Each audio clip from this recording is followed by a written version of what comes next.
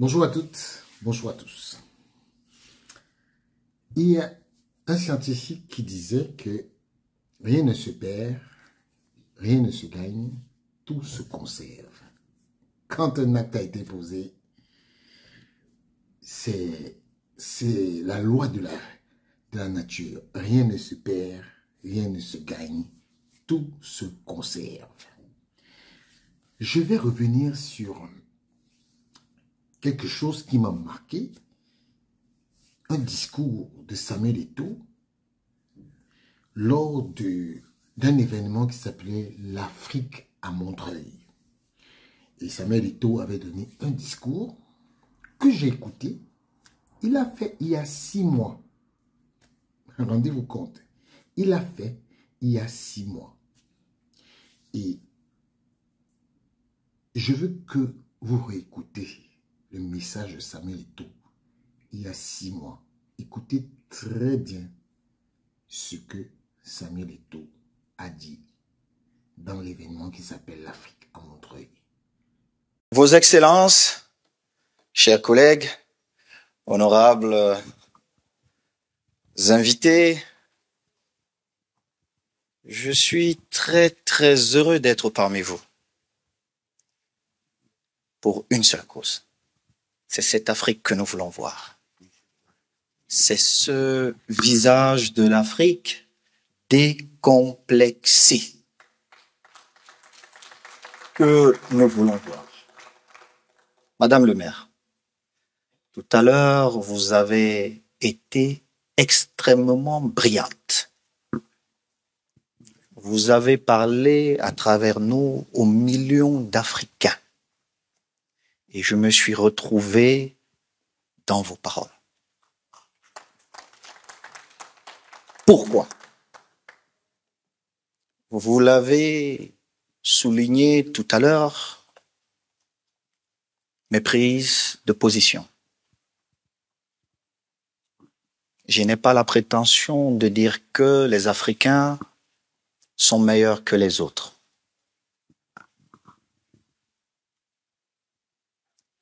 Je n'ai non plus froid aux yeux de reconnaître que les Africains sont bons. Pourvu qu'ils aient les opportunités. Et le vrai problème chez nous en Afrique, c'est que nous marchons en rang dispersé. C'est que nous ne rêvons pas assez. Bien que ayant un bon projet, ces mêmes Africains font tout pour vous décourager. J'ai des amis qui me disent souvent, « Président, est-ce que vous n'êtes pas fatigué ?» Je dis, je ne le suis pas, parce que je sais où je vais.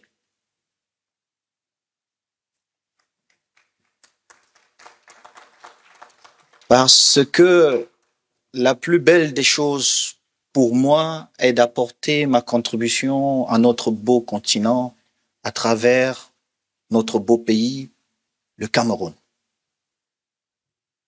À chaque fois, nous avons des défis qui se présentent à nous.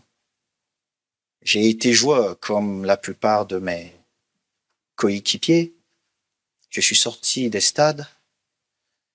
J'ai pris la décision d'attaquer une autre carrière. J'avais le choix de dire je pouvais être entraîneur de football parce que c'est d'abord une passion, mais je me suis dit non. J'irai chercher le plus difficile, la présidence de la fédération.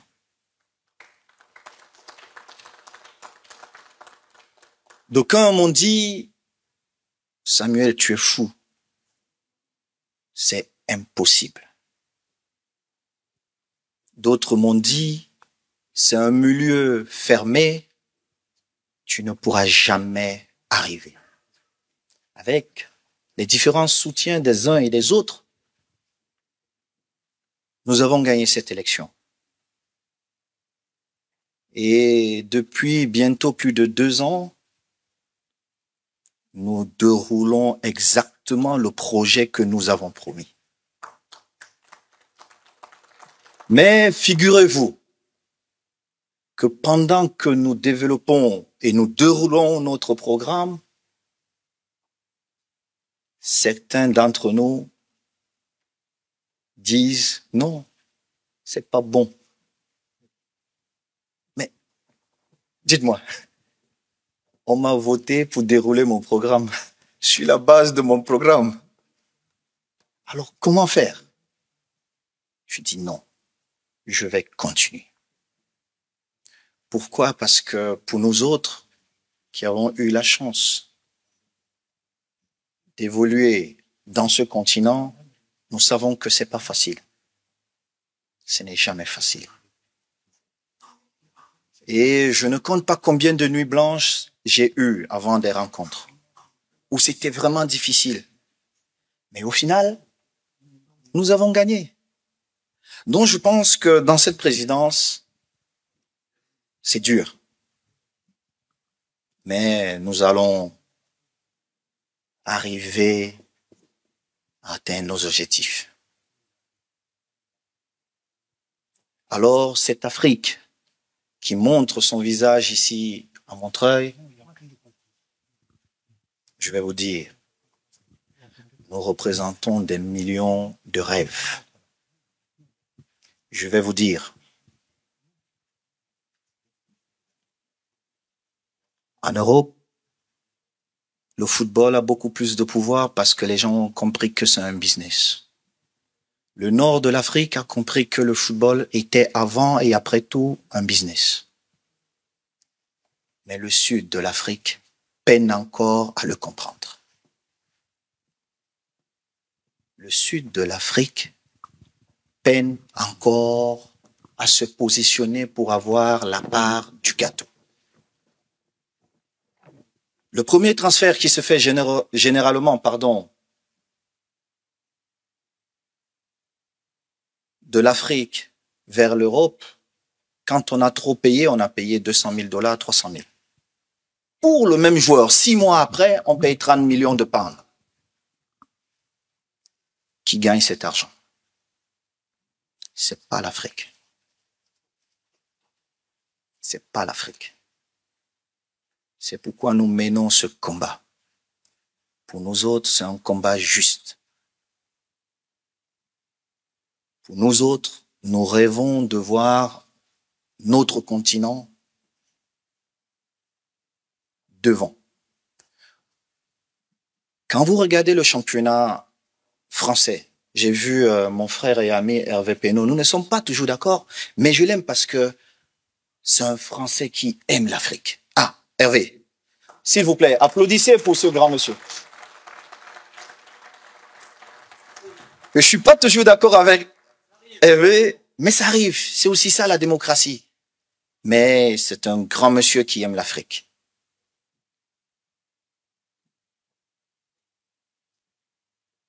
Alors, chers organisateurs, je voudrais vous dire, nous avons la lourde charge, la lourde mission d'expliquer, d'amener les autres à comprendre ce que nous avons vu. En réalité, vous ne pouvez pas reprocher à quelqu'un qui n'a pas vu de vous critiquer. Il ne sait pas. Il est manipulé. Il est influençable, influencé. Donc, il a des choses à dire. J'ai le président de l'association des footballeurs du syndicat de mon pays qui est là. Ancien coéquipier, nous sommes arrivés au poste de responsabilité. Quand je suis arrivé, l'un de mes projets phares était de dire salaire minimum 200,000. Tous les clubs ne l'appliquent pas, mais je paye au final. Parce que le dernier mot est celui du président. Parce que le président a la mission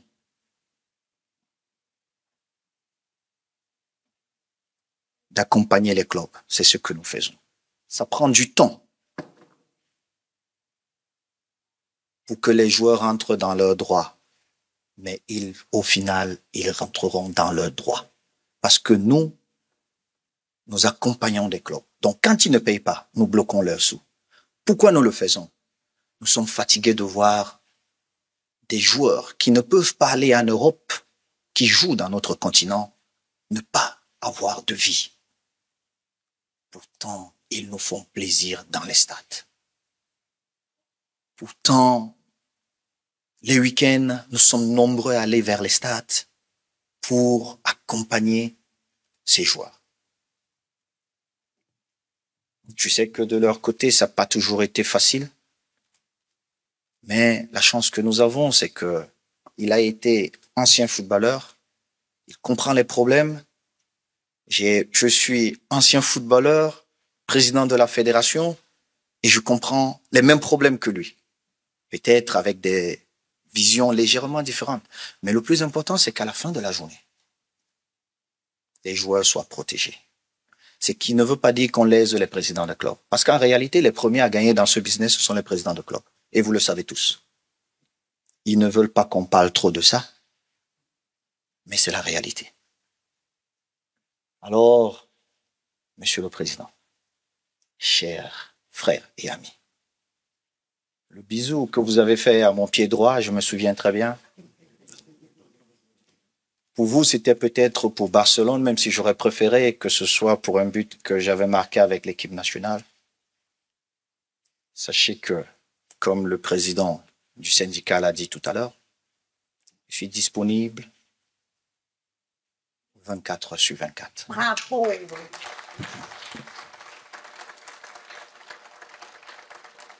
Sachez que nous avons le devoir d'accompagner nos leaders, sans toutefois faire leur politique. C'est d'apporter les idées. Mais c'est aussi de dire la vérité à nos leaders. Parce que vous ne pouvez que prendre une bonne décision si vous avez de bons rapports. Mais très souvent, nous avons des gens qui font des rapports qui ne sont pas totalement exacts. Alors nous allons vous accompagner. Et j'espère que cette Afrique qui se lève aujourd'hui accompagnera aussi le mandat que nous avons au Cameroun. Parce que, comme vous pouvez le constater, on n'a pas beaucoup d'anciens joueurs présidents de fédération. Mais c'est pas parce que les autres ne sont pas outillés pour ça. Peut-être ils n'ont pas le courage, peut-être ils n'ont pas eu la bonne opportunité. C'est à nous aussi d'aller vers les autres et de dire c'est possible, les gars. Vous avez l'un des vôtres qui a réussi quelque part. Avant nous, il y avait Kaloucha, je crois. Mais nous voulons voir plus de présidents de fédération, anciens footballeurs. Les autres ne connaissent pas nos problèmes comme nous.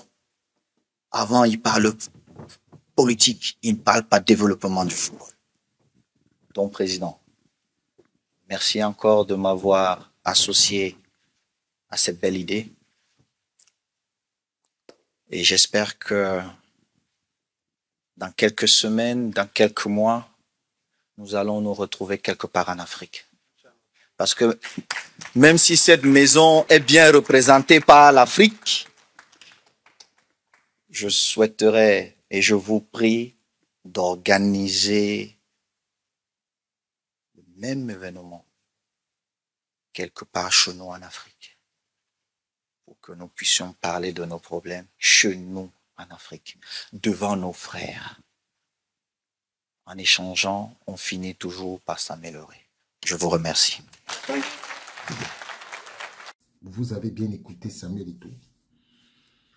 Samuel Eto'o, il a parlé de son projet pour la Fédération camerounaise de football. Et il dit que lui, son guide, c'est son programme. Et qu'il y a des gens qui ne sont pas d'accord avec son programme. Mais c'est le programme pour lequel il est venu. Et dans le discours que vous avez écouté, Samuel Eto'o, qui dit qu'il n'est pas d'accord qu'un joueur, qu'un club vienne prendre Le plus haut transfert qui a été payé pour un joueur n'atteint même pas 1 million de dollars. Ni 1 million d'euros. Si c'est trop, s'ils ont trop tué, ils ont donné cette somme-là. Mais ils n'arrivaient généralement pas à cette somme. Le joueur qu'ils sont venus prendre à vil prix, 6 mois plus tard ou 1 an plus tard, on revend le joueur à 2 millions, 3 millions, 4 millions, voire 30, 40, 50 millions d'euros. Qui est perdant? C'est l'Afrique. Alors que c'était un joueur qui était en Afrique et qui ne valait rien. Que voilà ces combats. Et quand on regarde très bien, les gens, c'est exactement ce qui se passe. Le football européen est plus bénéficiaire que le football africain. Voilà les combats de Samuel Eto'o. Et donc, quand j'ai écouté ça, je me suis dit, mais pourquoi est-ce que ce monsieur ne peut pas être candidat à la CAF? Mais malheureusement, pour le moment, il ne peut pas être candidat à la CAF. Mais sachez que aujourd'hui, nous les Africains, on doit croire en nous.